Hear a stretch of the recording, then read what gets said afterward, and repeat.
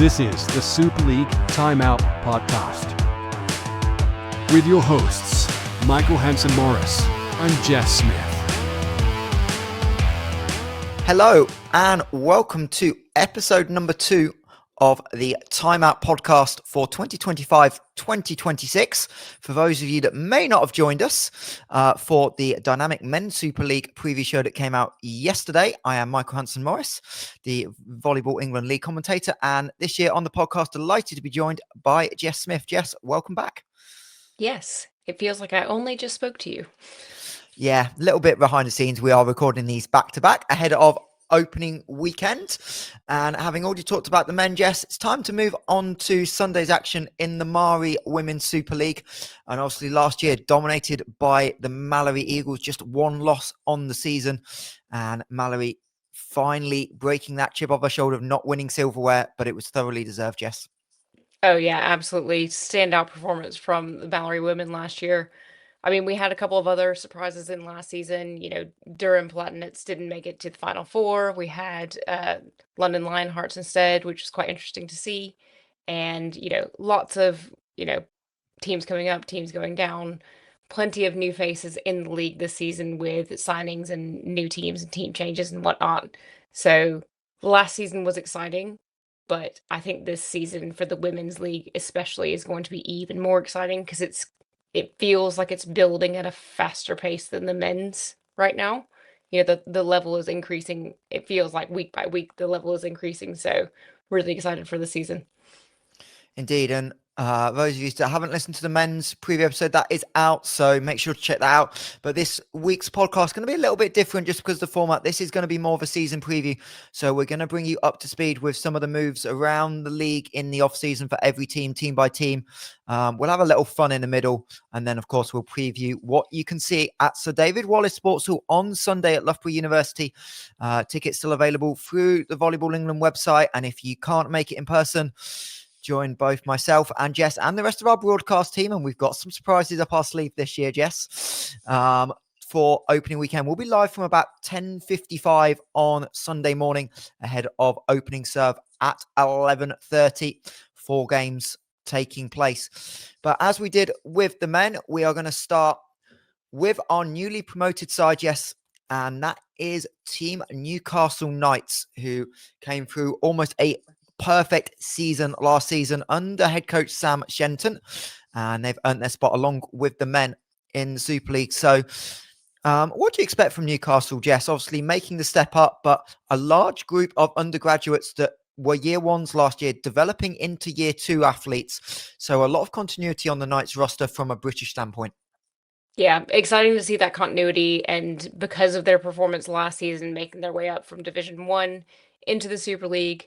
Obviously, Sam has an immense amount of experience of developing teams and getting them to a high level in a short space of time. We saw last season the boys were promoted and immediately made it to Final Four. This season, the girls are getting promoted and they have a good chance of making their way well up the ranks. I mean, there's only 8 teams in the Super League this season, so it's going to be a tight race. But, having that strong base set of players returning, and like you said, they're only year 2, so they've still got time to develop as they go on as well. Yeah, and Newcastle definitely trying to match some youth with some experience. They've brought in 7 international players into their ranks to go with that British core. So it'll be very interesting to see how that balance goes. And a couple of the British names coming through, obviously Harriet Phil Edwards, the England junior setup of the last couple of years, part of the setting rotation. Lauren Howe and Daisy Boardman, people we've seen in the Super League, in the England junior national team coming through the ranks, Jess. And those couple in particular, potentially Daisy Boardman, who we know started in that first Bucks game against Durham last week, going to have really big roles to kind of develop the culture, because obviously with kind of that international core rotating through, Sam Shenton said that to us on the call, that he's relying on some of these younger Brits, despite not being the most old people, but using that leadership quality to kind of help their new teammates settle into Newcastle. Yeah, they've got some young players, but young players that have played at, different levels on different stages, quite big stages as well. They've traveled to places in Europe to play other teams. They've got a lot of experience for their age, And the fact that they're playing together on the national squad, so they're training there, they're training at uni, it's going to give them a little bit of an advantage because they've got that better connection, especially with Phil Edwards being one of those players. When you've got your playmaker, your setter as part of that core group, those connections are going to be so crucial throughout the season. Indeed, and obviously on the international stage, a lot of experience in mixed positions as well. Obviously, one of the ones we believe to watch out for will be Jenna Vask on the opposite, coming out of D2 Tampa University, but a 5'11" opposite, left-handed as well. So it'll be interesting to see how they go. And they've also got a pair of middle, 6'3" Lauren Tenson, 6'1" Rennie Kilgo. So height through the middle for Newcastle. And that'll be super interesting to see how they form that on that block defense. But as always, Jess, the big thing, first game, big challenge. I know we're going to go into detail a little bit about the game, but it's a big opportunity for celebration for some of these players, earning promotion last year, playing a really tough opponent team, but a team they also saw in the cup last year in MAAREE. So a real chance to enjoy themselves on opening weekend with no pressure. Yeah, definitely. They've got an opportunity here. Maybe they're not going out. Well, they will be going out to win, obviously, but they might not be going out with that as their, end all be all goal. But they have an opportunity to set their stall out, prove themselves. It's their first match in the Super League. What can they be capable of? In some ways, there's less pressure for the first game of the season because nobody knows what to expect exactly. Nobody knows much about the other players. There's only so many friendlies that have gone on so far. And especially with these two teams being so geographically spread out, they won't know a lot about each other. So, Newcastle will be looking to make their stamp on the league. Yeah, it'll be a super interesting. And Sam Shenton said priority one is find a way to stay in the Super League. So really aiming for that top 5 spot, as obviously with 6 and 7 having that playoff at the end of the year. And the one team that came through that playoff last year was Dark Star Derbyshire. It looked like if you'd said to us in January, who's going down, Dark Star Derbyshire were dead and buried effectively. Had a really, really slow start to season, but they came through strong, Jess, and well and truly earned their place back in the Super League, defeating London Giants in the playoff. Yeah, a massive fight back from them. I watched a few bits of that playoff match as well between them and London Giants. Really interesting to watch. The hope will be that this season Dark Star are able to start out the way that they finished last season. They did finish on that high that you mentioned. And with their returning players, they'll be looking to set that back out and hopefully become more mid-table because I know that they wouldn't want to be back in that relegation space, especially in a playoff position. Yeah, and you talk about some of the returners, a couple of big names returning for Darkstar, both in the outside position. Hajar Elawani and Alice Brand. Alice getting to play at home. That's a fun little storyline we'll dig into, I'm sure, on the broadcast come Sunday morning. But Alice Brand from Loughborough, so living just outside Loughborough. So this is we pretty much walked to the venue when I was chatting to her over the summer at Nevza Beach. Rachel Murray, Lauren Cadogan, Morgan Donaldson, some more returners as well. But interesting, they've propped up a little bit more in the international department this season, Dark Star Derbyshire, using that partnership with Derby University. So Lindsay Legg will take over the libero duties, having spent some time in Loughborough.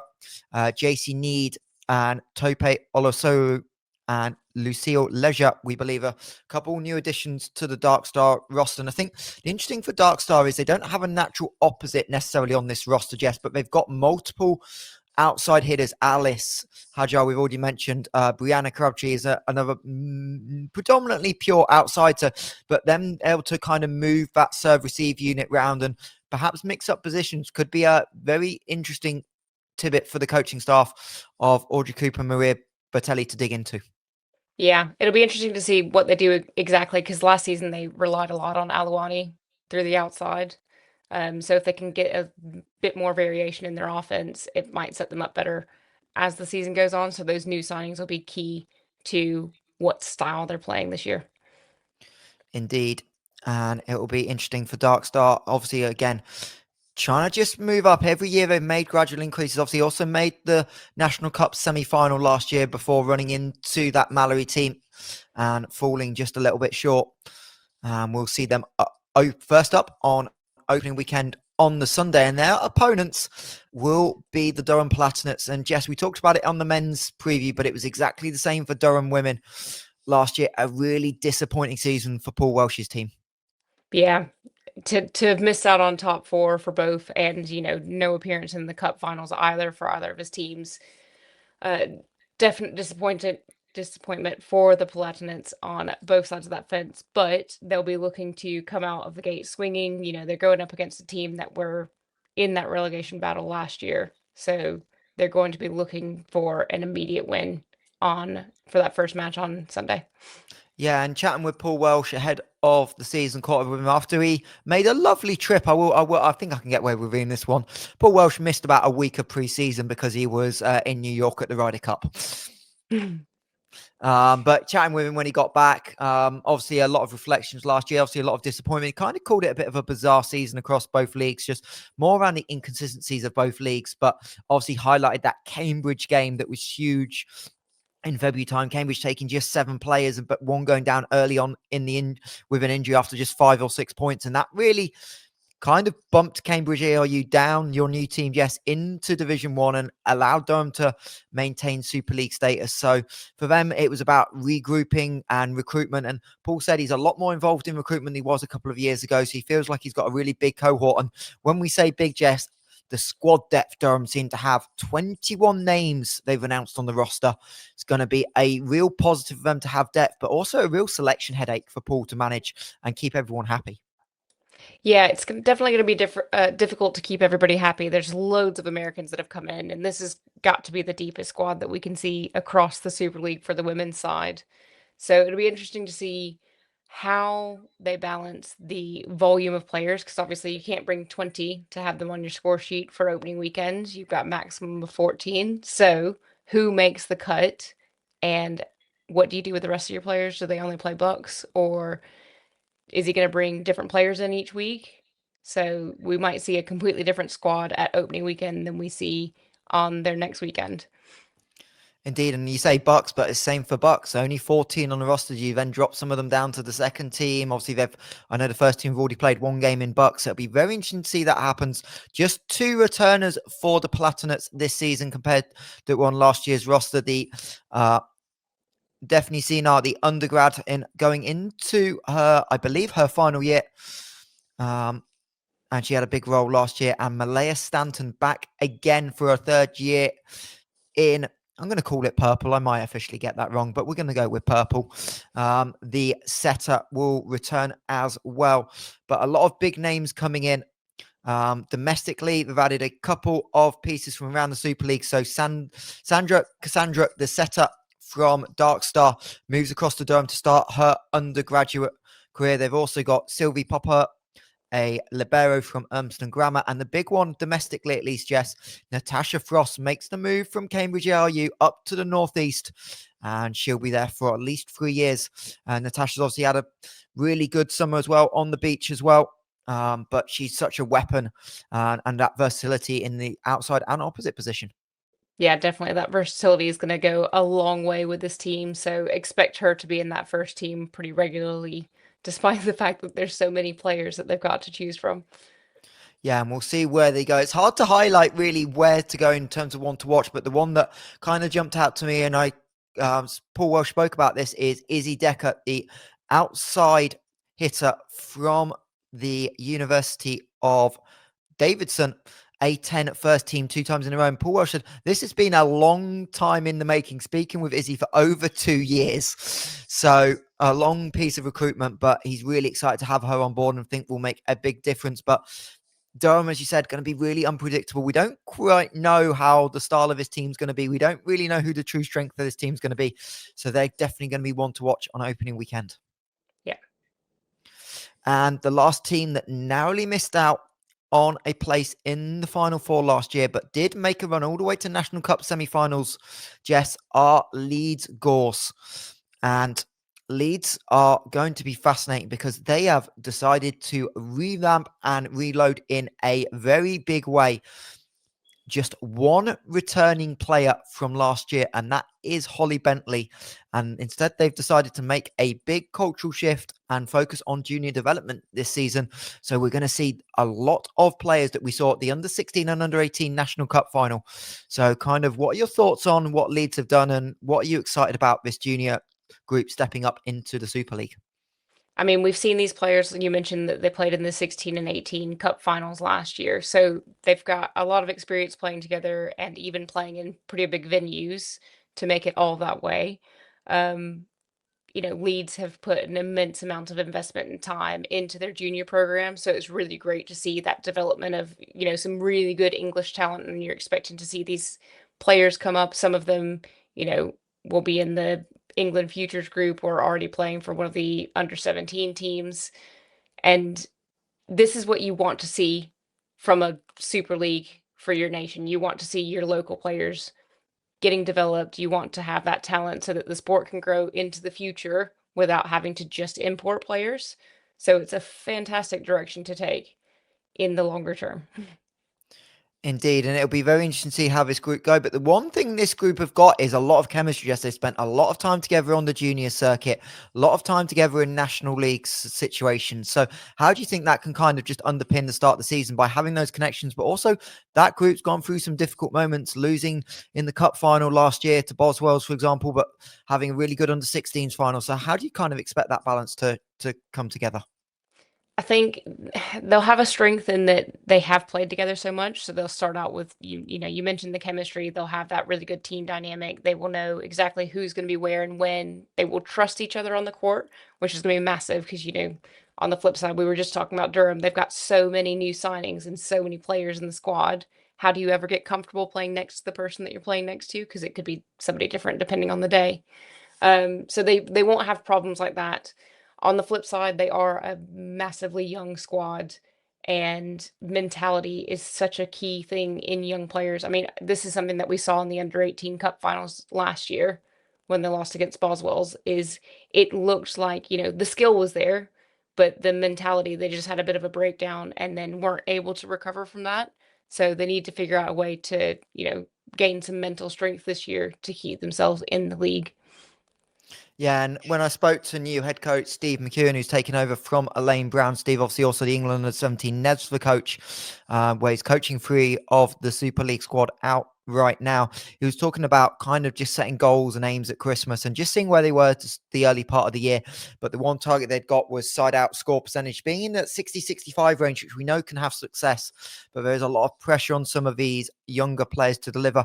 But some of them have that Super League experience already. Daniela Shandu, Perfection, Christine Nagatsha.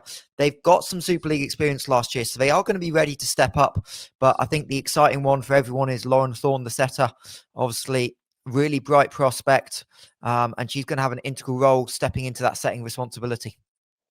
Yeah, definitely agree. So that is Leeds. And now we will move, Jess, on to the final 4 from last year. And we'll start with London Lionhearts. Again, another team that's gone through a coaching change in the summer, as Luama Musti de Gennaro will step into the head coaching role, replacing Davide Taberte. And Jess, Lionhearts definitely the surprise of last season. But they've kept a good amount of this roster together to try and rebuild for another Final 4 run. Yeah, definitely. They had a really great lineup last season and pushed really hard through the whole season. Yes, it was a surprise to see them in the Final Four, but I think they represented themselves fairly well. You could tell that there were some nerves. Some of those players hadn't, other than opening weekend of last season, hadn't played on a stage quite like that. And Crystal Palace in itself is a completely different venue, so it's a different look and feel. But I can't talk about Lionhearts without mentioning Mallory Porcher, who's not back this season. And through the middle, she was such a force for them. How much is that going to affect them this year? Yeah, it's definitely a big hole to fill for Mallory. And obviously, we're delighted to see her dad inducted into the Hall of Fame back in Detroit as well. I know Mallory was able to time it up to get back in time for that. So congratulations to the Porsche family. And obviously, you said that's a big miss, but they keep that group together. Elena Vislien, Jess was a huge bright spark in that Final 4 first semi-final against MAAREE. She had a really good game. Yeah. Obviously, Kerr Sawyer through the middle is back. Uh, Libera Antonisova, the setter, is back as well. But the big one, Masha Shrivadova, is returning.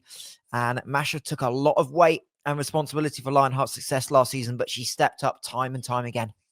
Yeah, I mean, we saw Sora in that final, bronze medal match as well, having a fantastic game. So I think if they can spread the load a bit and not only rely on Sviridova as the season goes on, they'll be in a good position.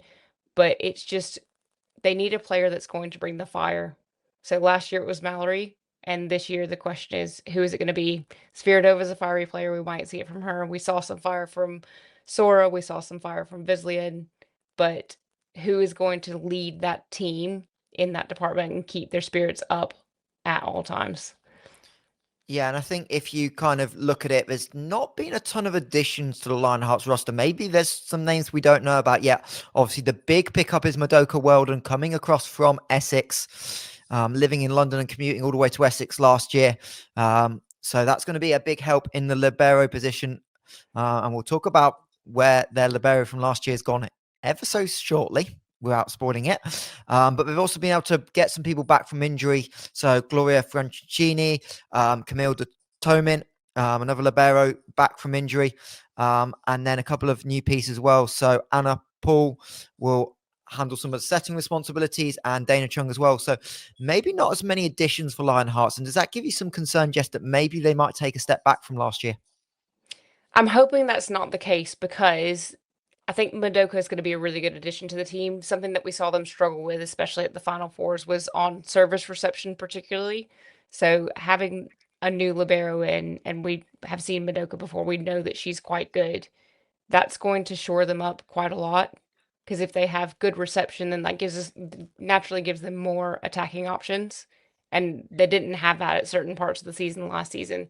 So yes, they might have relied on one or two hitters, but maybe it was just out of necessity because, you've only got two options when you've got a pass that's somewhere in deep six.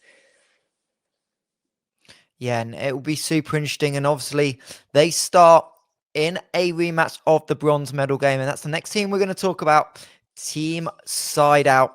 Obviously, last year couldn't quite close the regular season out. And that's probably the biggest regret that group had, Jess, last season is they had the league title in their control and obviously lost in dramatic style to Essex. I think it was the penultimate weekend of the season, losing in 5 sets on a very, very tight line call. And from that, when I was chatting to head coach Mark Constance, he says, didn't really feel like the group ever recovered from not quite closing out the league. And that kind of maybe knocked their confidence going into Final Four and Cup final. And we never quite saw the best from Side Out at the back end of the season. Yeah, especially at Final Four, they looked a little bit flat, especially, versus how they had performed earlier on in the season. So the hope is that over the summer, they've been able to kind of reignite some of that fire that they started out with last year because they are a really great team to watch. I mean, Valeria Busquets, who's going to be back this season, is, almost unstoppable on the slide attack. We might see teams adjust to that this season now that they've seen it all of last year. But, they've got huge amounts of options from the attacking standpoint. They've got amazing defensive specialists. They just need to be able to capitalize on that stuff. So I'd love to see them come out with that desire and the will to win rather than coming out like they did at Final Four, where they just looked like they didn't really believe in themselves. Well, there was definitely belief there for a couple of sets, and then sadly for Team Side Out, reverse sweep. And we remember talking about that game. Huge credit to Essex for hanging in. But talking of Essex, well, if you can't stop someone, why not sign them?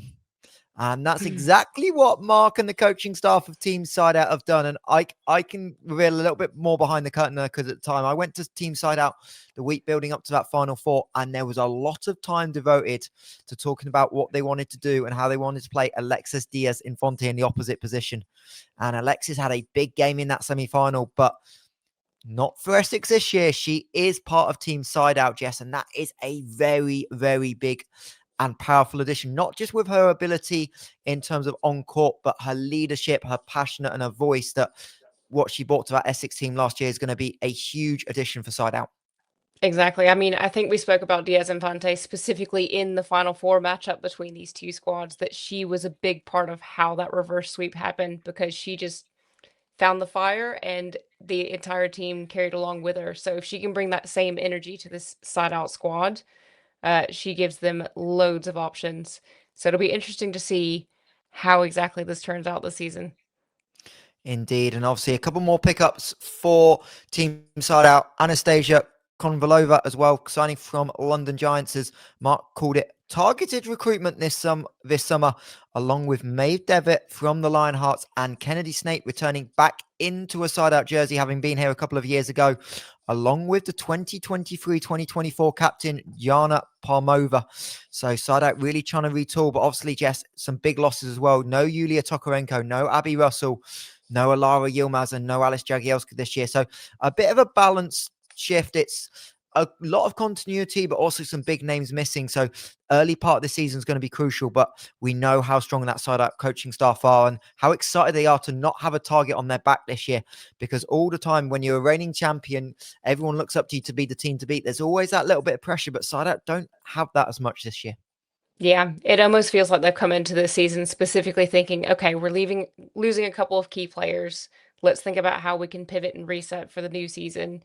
And they've got a good mix of returning players and new players that give them potentially a new look. So they might come out with a slightly different style than we've seen in the past. And you mentioned it previously, but Coach Mark Kontopoulos has like an amazing amount of experience and is really great at reading the game. So I'm excited to see how he utilizes all of the new players along with the returning players. So And I say my one to watch just for side out is how do they do early in the year in close sets, because that's the one flaw the side out team last year happened. For whatever reason, they couldn't find ways to close out tight sets. They'd always end up with a not quite getting over the line, give up a big run at 19-20 all. So how that team adapts early in the season is going to be crucial if they want to have success and make the Final Four. Now, one team that not only made the Final Four, Jess, but made the final for the first time ever were the Essex Rebels under head coach Alex Chinnery. And the Rebels trying to go one step further perhaps this year. 7 returners from the side who lost in the final last year, but Jess, a big change up. Only really 3 of the regular team, Taya Shamblin, Leia Borovic, and Kath Tolley, the only major returners. So Essex, if they're going to have to do it, are going to have to do it with a retooled lineup. yeah, and we've spoken to Alex Chinnery a couple of times, and even at All Nations, he was already talking about his recruitment for this season, and he was really He excited was about indeed. stuff, even way back in early June. Okay, so as much as you say there's only 3 big returners of their regular players, I think that Alex has been thinking about recruitment since before the end of last season, and he went out and knew exactly what he wanted, where he was getting it from, and who to speak to. Oh, I can tell you, he's been thinking about recruitment probably 11 months ago. It's Alex. Yeah.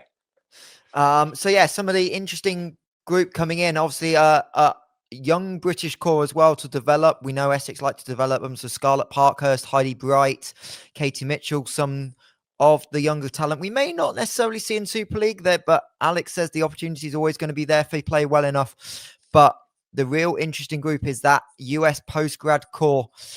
So they've re-upped in the middle position. Savannah Spitzer and Hayley Gillifan will take over the middle position. McKenna Smith will replace Chelsea Shumper in the setting position.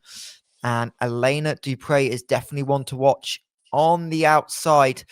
But Jess, what do you think Essex need to do to take that level up from last year? Obviously, we had a lot of success, but it's always one thing getting to a final. It's another thing trying to win it for the first time. So what do you think the focus has been in the Essex camp in the early part of preseason to try and get themselves over the line in the Super League setting?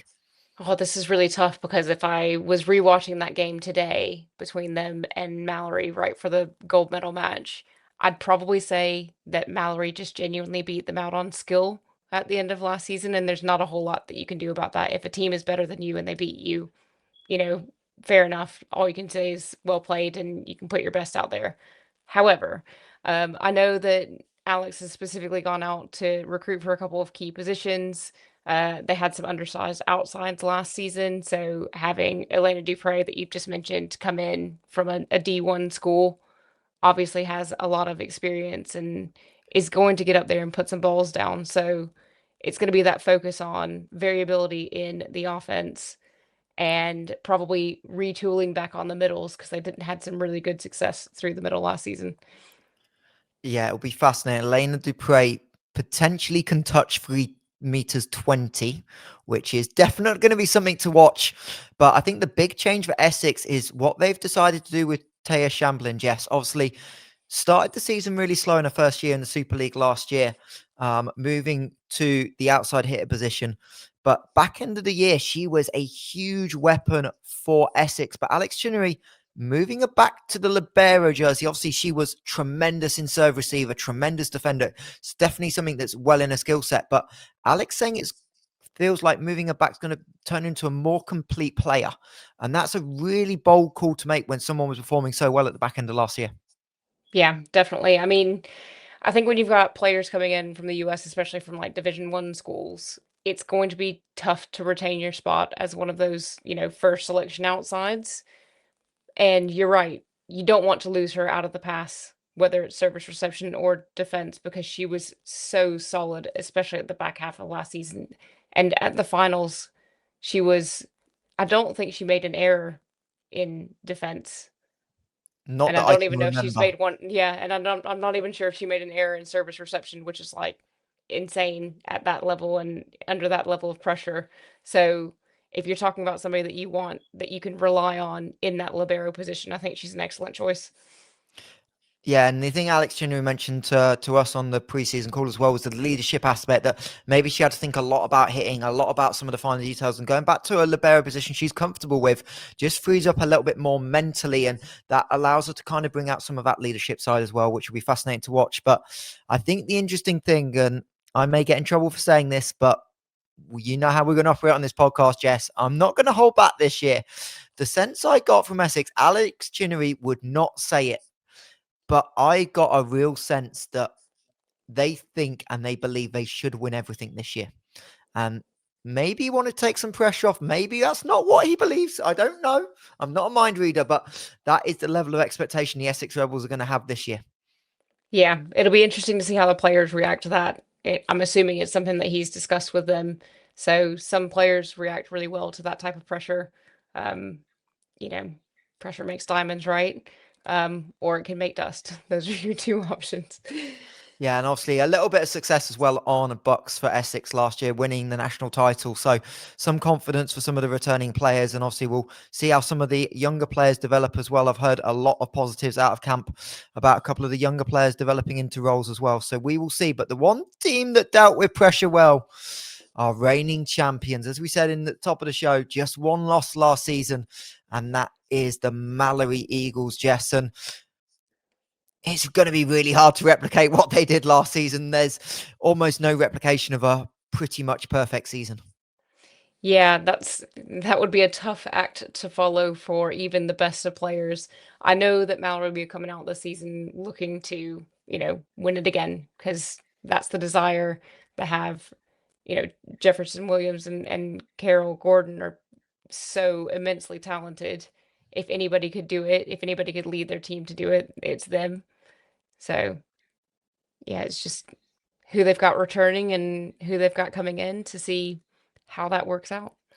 And MAAREE in this strange position, they return a lot in terms of numbers and depth, but they've lost a lot at the same time. And obviously the big two in terms of leaving the pair that have both gone to SV Ulf in Germany. Chika Tomoy obviously had the winning kill to win the Final Four back in April at Crystal Palace. And probably more importantly, the setter Georgia McGovern. Georgia came in at Christmas and really changed that MAAREE offense. And that's two big pieces to fill, Jess, that it's going to be hard to replace for MAAREE, especially in the setting position, because Georgia was just so dynamic.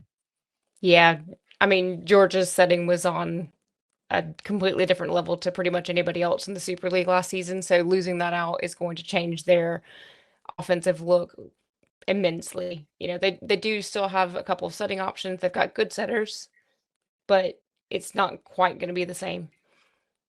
No, indeed. And a couple of those setting options, obviously, Claire Kellum is back for Mallory. And they've also brought in 3 other setting options. So Gabby Nobrega making the move from Lionhearts across ever so slightly further east to UEL and where Mallory trained. Lena Ramirez coming down from Nottingham. They've also added a American setter as well, Emily Feller, coming in to the University of East London. So it'll be interesting. And the thing I think from Mallory is they're a little bit confident they've got depth to return, Jess, because they've added a little bit more in terms of Americans coming into the UEL system. We know the last couple of years UEL have really struggled on the women's side to get numbers in, but they've done that issue with 4 or 5 additions. So Mallory are going to be going back to their bread and butter, which is kill you by absolute depth and being able to change systems, change things on the fly. And if it's not going well, just the ability to go to that bench at any time.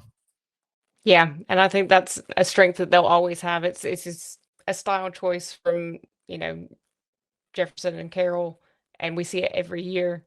And it's something that they do quite impressively, that they can change out so many players, and yet the squad still plays as though there's been no disruption at all. Just goes to show how connected they are to each other. So with a few extra players coming in, it's a fairly short window to get everybody meshed together for opening weekend. So we might not see it running as smoothly as they want it to. Maybe leaves a little bit of an opening, maybe not. But yeah, I'm excited to see them, because who isn't excited to see the prior year champions come back and try and win it all again?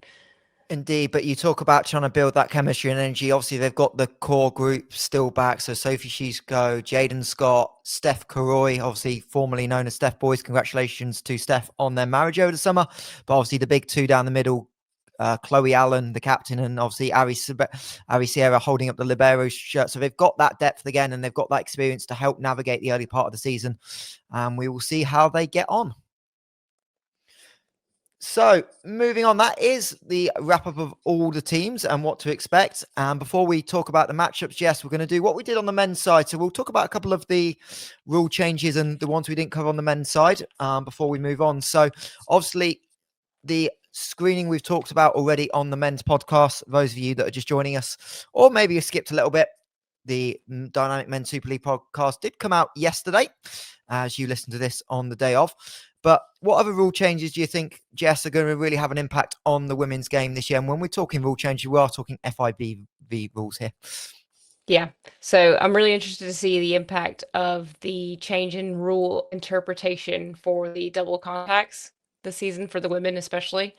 So this means effectively any set, any overhand pass that stays on your side of the net as the team that's passing that ball, you're really not going to get called a double on it unless it's something really clear. So say the ball passes between your hands and hits you in the face, that's a double contact. Hits you on the head, hits you on the arm, that's still a double contact. But if it is a true overhand pass, it can be as ugly as you want it to be, and it's not a double, and the game is not going to stop. So from a spectator standpoint, this is an excellent change, because it means the game is going to flow more.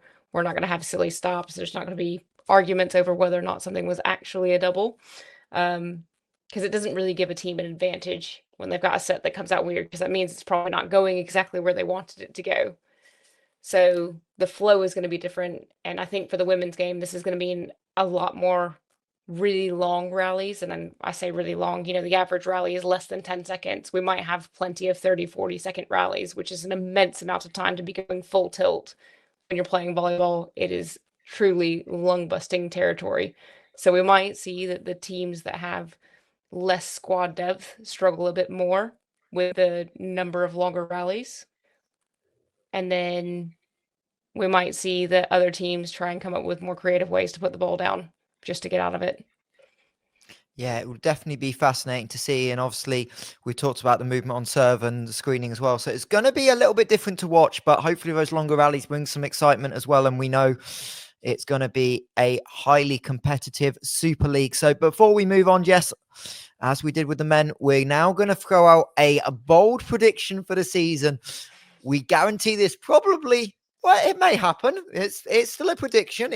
We've got some insight, but we truly don't know. And it's going to be something we'll look back on. Those of you at home as well, feel free to join in with this. Give us your bold predictions ahead of the opening weekend in Loughborough on both the men's and the women's side. So, Jess, Your bold prediction for the MAAREE Women's Super League is? Right. I went super bold for the men's, so I'm going to have to go just as bold for the women's. I'm going to give you a full who I think is making Final Four, including who's going to be in the gold medal match. Okay. So I'm just going to reference my magical whiteboard to my left. Give me one moment. So for the Final Four, I have Newcastle.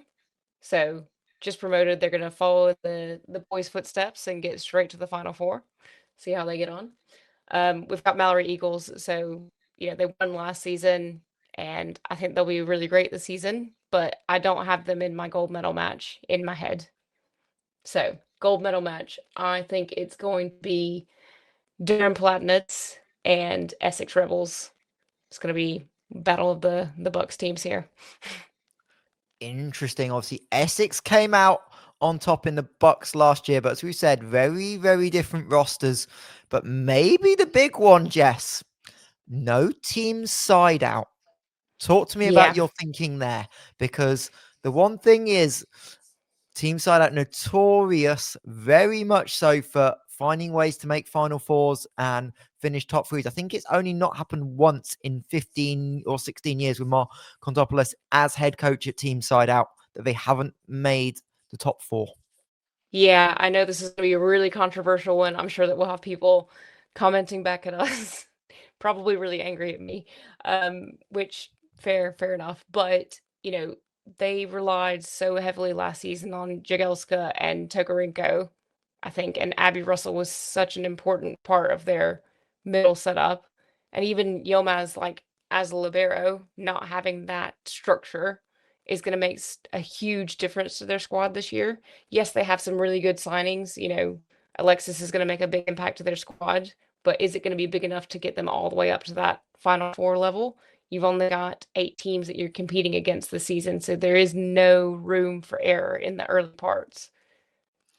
I've just double checked my research notes. I thought I may have had it somewhere from our conversation. Side Out have only not made the top three once since Mark took over. This is going to be 17th season. That was one season in 2018, 2019, and he took over that team mid-season. So as bold predictions go, you get a 10 on the scale, and you've definitely outdone what I came up with. I was back and forth on a couple of different concepts. I'm going to throw out a very different type of bold prediction. Okay, let's hear it. There is only going to be one reverse sweep all season long up until Final Four. How many reverse sweeps were there last season? I feel like it was a lot. It definitely felt like a lot. Obviously, we had won it in the Final Four, but I can't remember off the top of my head, but I'm saying 0 or 1 reverse sweeps. We're not going to have many crazy comebacks in the Super League, despite the depth of teams this year.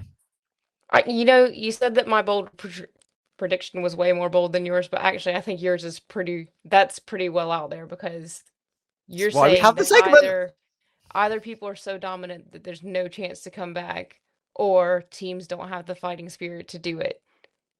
So that's pretty bold.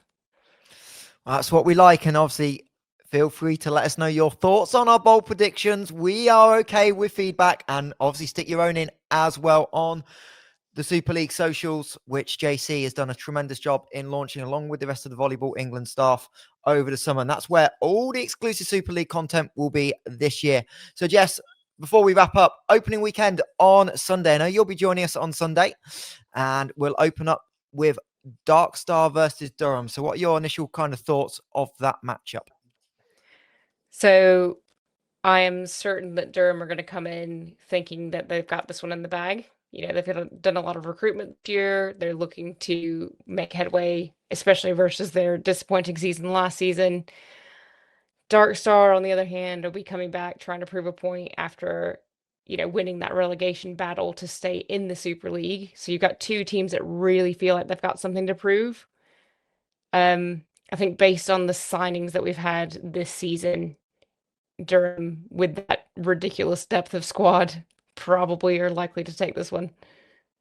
Yeah, it'll be interesting. Obviously, Durham have got a little bit of a head start as well. There'll be 2 Bucks games in by the time they play on Sunday as well. Obviously, we know they beat Newcastle 3-1 in Bucks on Wednesday.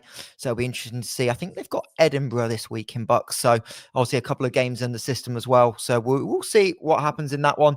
And then we'll have, like we do on the men's side, a rematch of last year's bronze medal game and a London derby on opening weekend in Loughborough. London Lionhearts versus Team Side Out, Jess. Neither of them in your top 4. Does that mean this is going to be a close one? Hopefully, everybody wants something to go to 5 sets, right? So maybe not a Well, reverse sweep.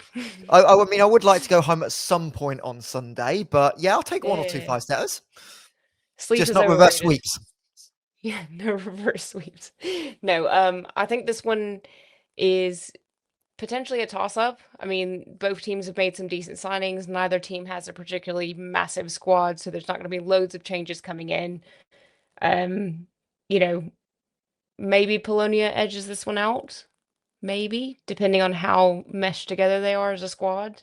Because, I think Lionhearts probably have more cohesiveness based on who they've kept from the last year than Polonia might. So, yeah, we'll just have to see how that plays out.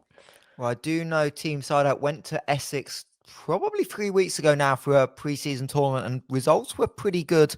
I know obviously teams are not quite full strength in pre-season, but we will see. And that definitely a London derby. Also a game we'll have later in the year on Super League Live just before the Christmas break at Crystal Palace. So another rematch there. That London derby is definitely going to be fascinating. And then another London team next up. The reigning champions will take to the court at 3:30 for first serve. They'll take on the newly promoted Newcastle team, Jess. And it's a big ask for Newcastle, but never say never, right? If you're going to catch MAAREE opening day, maybe the day to do it. Yeah, it might be. I mean, Mallory's going to look very different. We talked about the loss of McGovern out of the squad. So from a setting standpoint, they do have 4 setters this season. So who knows what they might show up with or change to midway through the match. Newcastle have kind of nothing to lose at this point. They had a great season last season. They're coming into the Super League, and yeah, they want to stay up, but it's opening weekend against the reigning champions. So, you know, it's almost like a test match. Find out what happens. So that relaxed approach for them might help them perform better on the day rather than feeling like they've got to defend something like MAAREE might do.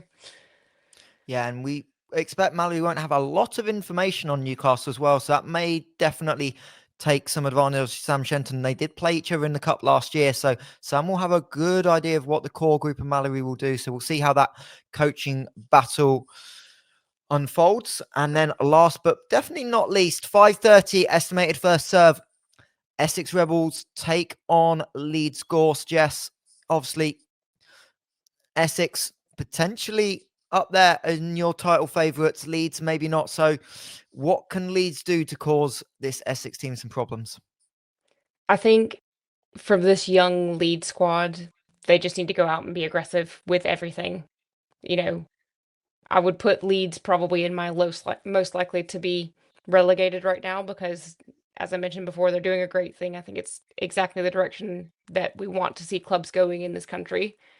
But in the short term, it means that they're kind of in a rebuilding phase. They might not have the strongest squad, and they've got young players. So this is an opportunity for them to come out against a team that they know is going to be very strong and test that mental strength and learn from it.